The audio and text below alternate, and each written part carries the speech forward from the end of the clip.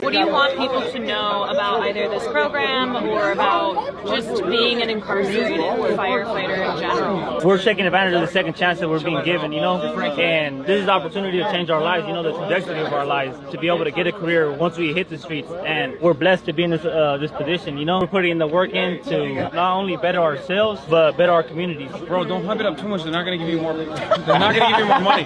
It's crazy. They get paid $5 an hour. It'd be so much larger if they weren't out here. They need to get paid an adequate wage, right? Yeah, no, that's true. I mean, we get paid $5.80 an hour. You're over here like, oh, it's no, great. Not even. We get paid. I love being in the fire. $1 an hour. Let me tell you, the rest of the firefighters, right? They get paid pretty well. The municipality gets paid like I think 98 grand. They got good pensions, good benefits. They got unions. What would you say if I were to tell you that there's also private brigades on top of that? You heard about the Palisades that got burned down. 75% of it's gone, except for Rick Caruso's mall in the middle of the Palisades. Hired a private brigade. Those dudes are making $7,000 a day to do what you guys are doing.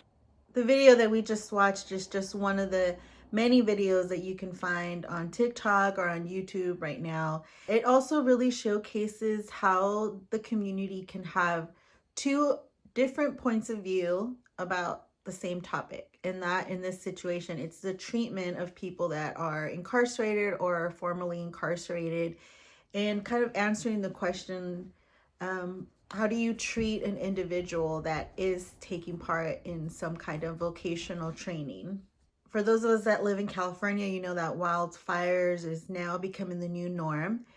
So people are really interested right now because they hear a lot about who is actually fighting the fires. Anytime you have advocates or big celebrities or Kim Kardashian, the Kardashian family, advocating for the enemy fire crews, people pay attention. They have a large following, and they're able to bring light to a lot of different situations that are happening. So that could be both in a positive way, and it could be also in a way that skews the conversation. So in this week's discussion, I really want to hear your guys' opinions. So remember, when you're sharing your opinions, it's be respectful of other people's viewpoints. You may have personal experience with somebody who is a firefighter in your family, or you may also know somebody that's currently taking a fire training program through community college or another vocational training. But as you can see, people feel very strongly about it. Play a vital role in protecting forests, communities, and natural resources from wildfires. Most agencies offer training programs. The U.S. Forest Service's Wildland Firefighter Apprenticeship Program is another option. Selected candidates undergo rigorous training in a residential firefighting academy funded by the Forest Service. Candidates must meet certain criteria, which might include U.S. citizenship, age 18 or older, a high school diploma or GED, a clean record, a valid driver's license, and passing the arduous work capacity test. Physical fitness and fire-focused education are crucial.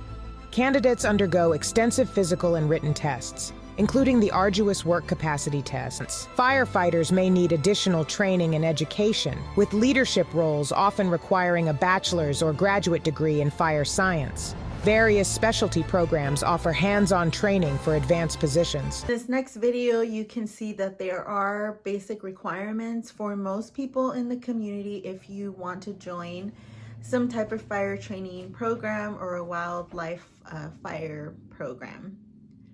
One of those requirements is to have a clean record, meaning that you've not been incarcerated, you're a law-abiding citizen, and you're getting some type of education or investing in some type of education that has to do with fire training. And there's also really stringent physical requirements. During my profession, I have met and interacted with many firefighters and also people that have been in the wildfire service. I actually had training with a parole agent supervisor, and she works out of Sacramento.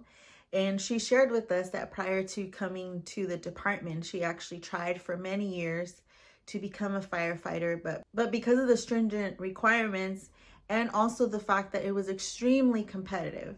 So she had applied for, and she knew other people as well that had applied for several firefighting agencies. In her perspective, and also hearing from other current students who are going to a training.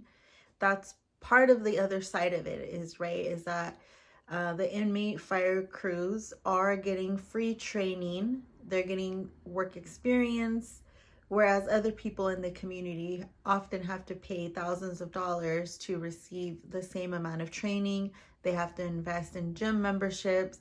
So there's a lot of time commitment that goes into being a wildland firefighter, and people do this by choice because it's a passion.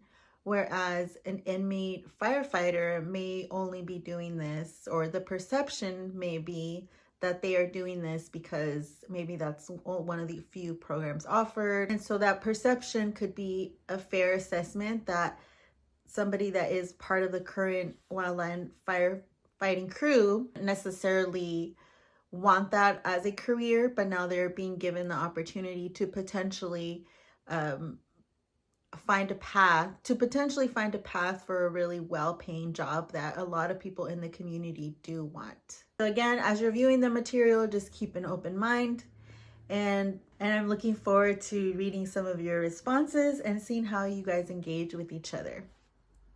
So I've added some information for you to review. The information is both from the CDCR website, but there's also different articles that I have read about the topic that talk more about the history of the firefighting crews and how they were developed in California. In prior weeks, I have asked you to look at both sides of issues. So I have asked you to list pros and I have asked you to list cons.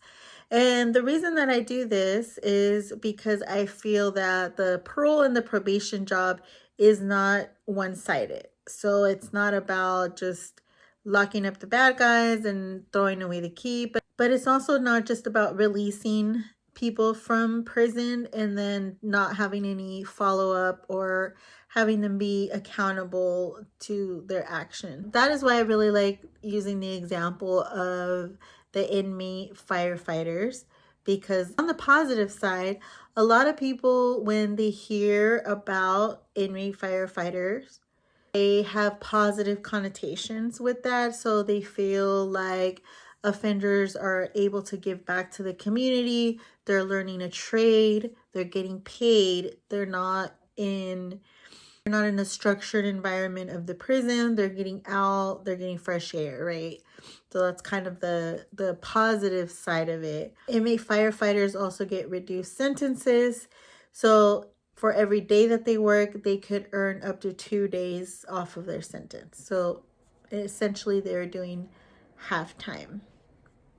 Always assembly bills that are being proposed or being introduced in Sacramento. So if you are interested in learning more about the subject, there's currently Assembly Bill 247 created this bill.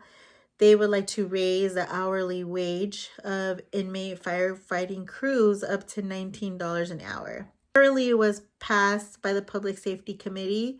So I guess in the next year or so, we will find out if this passes or not.